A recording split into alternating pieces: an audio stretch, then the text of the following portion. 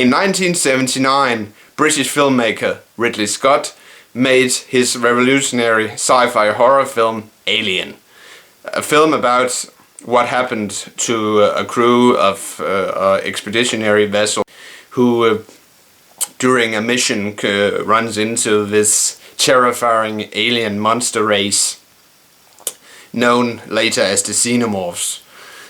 And ever since that film was released, they made these terrible sequels: Alien 2, Aliens, the third film, and of course the worst of them all, Alien Resurrection.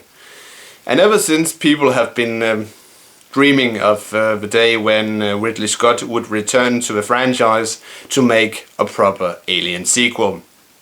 It turned out that it didn't turn into a sequel, but instead we got somewhat of a prequel. This was for a long time mentioned on IMDb as untitled Ridley Scott Alien Prequel. It was later turned into the title Prometheus. And when I read that in early 2011, I thought to myself, Prometheus, how could this have something to do with the Alien franchise? But it turned out that it could fit into the Alien universe.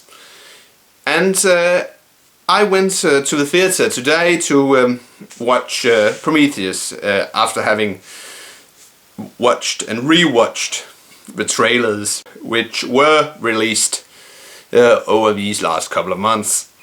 And I must say I had great expectations for Prometheus, and I wasn't disappointed. The film had some unanswered questions, but it also answered a lot of other questions. And I personally was generally satisfied with it, and yeah, and it had great acting and great special effects. But one of the unanswered questions came within the first 5 minutes of the film. The film opens on pre-civilization Earth, where we see this hooded being, humanoid, but not completely humanoid, walking through a green field, where we see waterfalls and lakes, and this is supposed to be pre-civilization Earth. And when he nears this waterfall, he picks up this bowl which contains this black liquid. And in the sky in front of him there's this giant spaceship hovering. And excuse me, he drinks from this liquid and immediately feels sick. He falls down the waterfall and his body disintegrates. And it's hinted that his DNA became the base of life on Earth. And but one thing which arises from that scene, and this is not answered anywhere in the film. Why was he murdered? Was it some sort of ritual? Yeah, this isn't answered, and maybe we're gonna save that for a possible sequel to Prometheus. Who knows? But then the scene shifts to 2089, to the Isle of Skye, where we meet the main cast. They are digging for proof of contact between ancient human civilizations and space beings. And they have stumbled upon the same pictogram, as you have probably seen in the trailer, of these giant beings being worshipped by humans, and the humans pointing to this star constellation. And then again the scene shifts to the research vessel Prometheus, and the whole thing, yeah, the hypersleep on board the ship. You probably have seen that in short clips of that on the trailers as well, and that's reminded me very much of the hypersleep sequence in Alien from 1979. And yeah, And then they arrive, and this was speculated by many of the people who have been analyzing the trailers released for Prometheus, that the planet Prometheus lands on and the crew goes exploring on is in fact LV-426, the planet from the original Alien film. And if you watch closely, and here's a spoiler, on the computer screen on the bridge of the Prometheus, the indicator clearly says LV-223, and I have a theory, about this, a theory which I'm going to return to later in this review. And they land on the planet. They find this structure you probably have seen mentioned in the trailer, and stuff happens, and we get the whole thing, how the xenomorph, how the xenomorph and the facehuggers were created. And here's a major spoiler.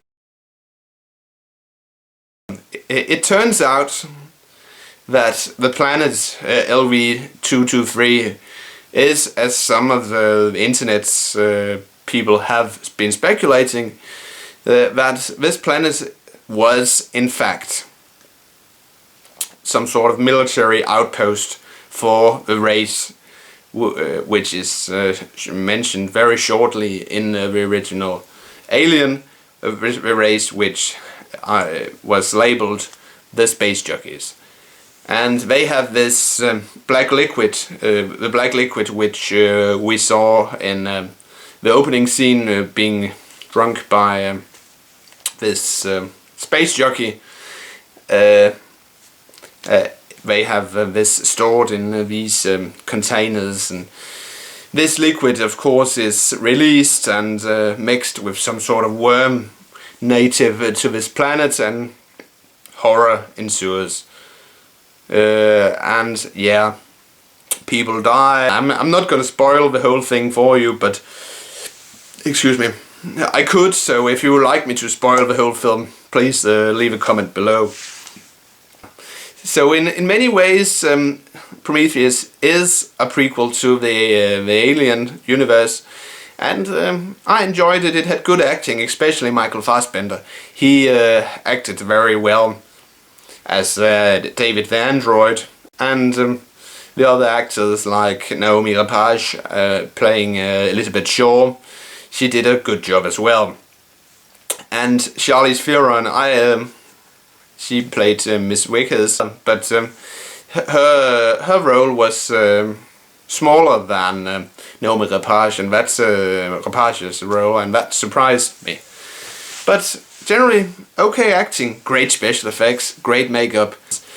And my theory regarding LV-223, that maybe after the incidents of Prometheus, LV-223 is somewhat or somehow deleted from the Wayland research database, and maybe later renamed LV-426. And that's my personal theory. So maybe this is in fact the planet which the Nostradamus discovers in the original Alien. But as I said, the film leaves some unanswered questions, like in the beginning the space jockey being, why was he murdered? He was obviously murdered because he seemed surprised that the liquid he was drinking in the beginning was poisonous. So this isn't answered in the film, so yeah. But an okay film.